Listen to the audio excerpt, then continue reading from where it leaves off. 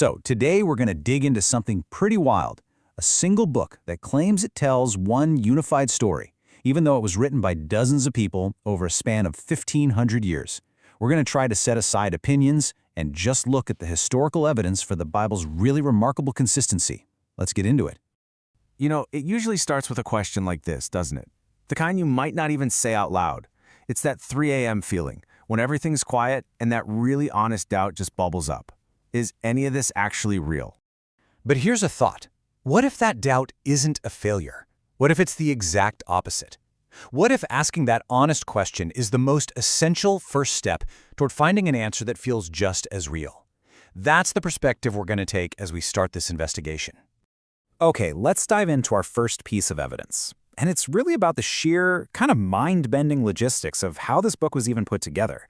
I mean, the numbers alone are just staggering. First off, it's really important to get our heads around this. The Bible isn't one book. It's more like a library.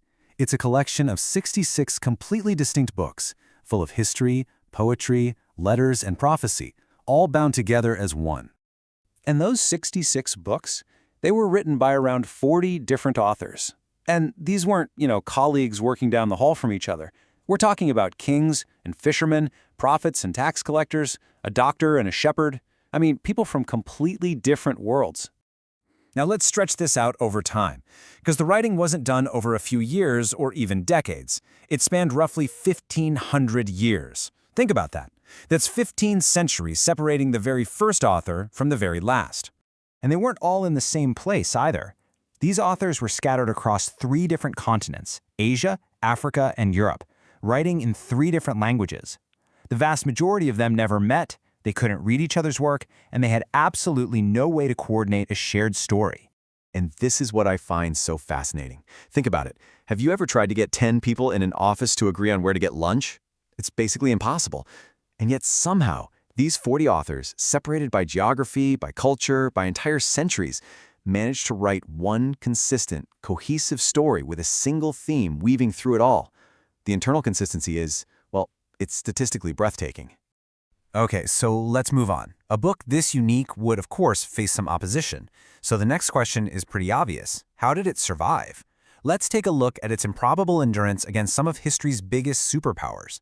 I mean, just consider the forces that have tried to extinguish this book. The Roman Empire, at the absolute peak of its power, tried to burn every copy. Later, Napoleon tried to push it to the sidelines.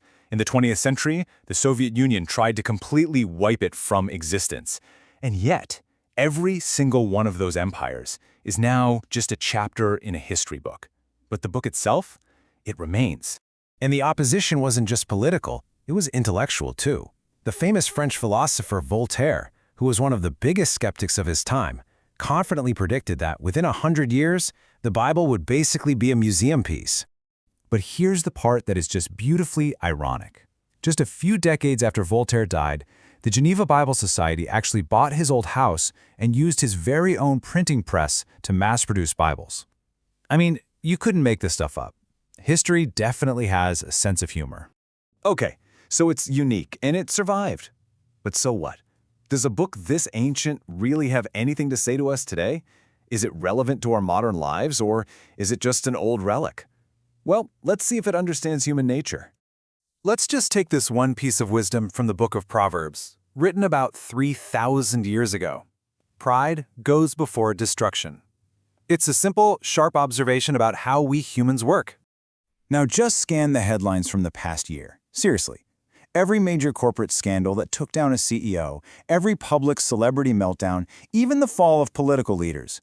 What's the one common thread you almost always see right before the crash? Unchecked arrogance. This ancient observation plays out on our news feeds every single day. Or how about this one from the book of Ecclesiastes? This was written by a king who had it all, and I mean all of it.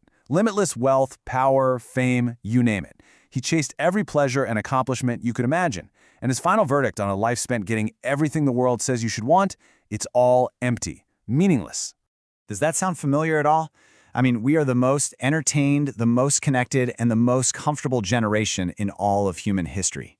We have everything right at our fingertips, and yet we're seeing record rates of anxiety, depression, and this deep search for meaning. It's almost like this ancient king diagnosed our uniquely modern condition 3,000 years ago. Now, a skeptic might hear all that and say, okay, that's just good life advice. And, that's a fair point. So let's look at something way more specific, and frankly, a lot harder to explain away: fulfilled prophecy. So, get this. The Bible has over 2,500 distinct prophecies in it.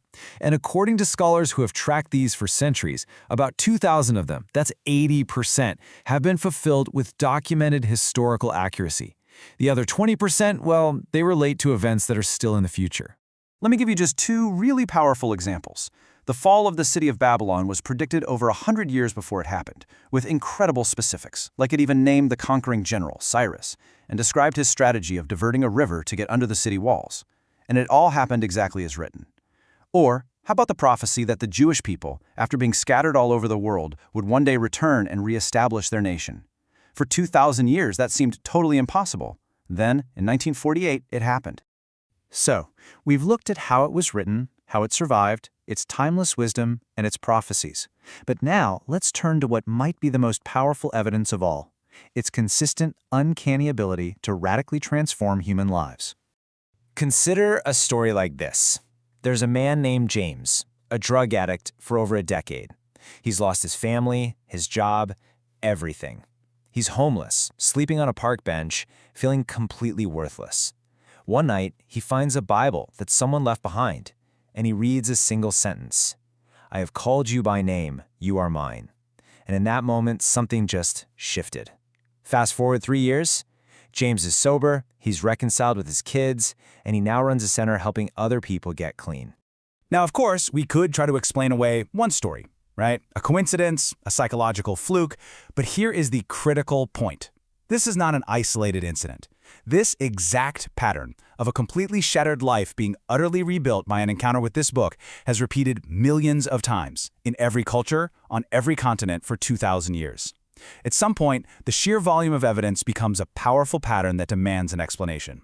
So after looking at all this, the impossible unity of its authors, its indestructible nature, its deep understanding of who we are, its prophetic accuracy, and its power to change lives, we arrive back at a simple personal question.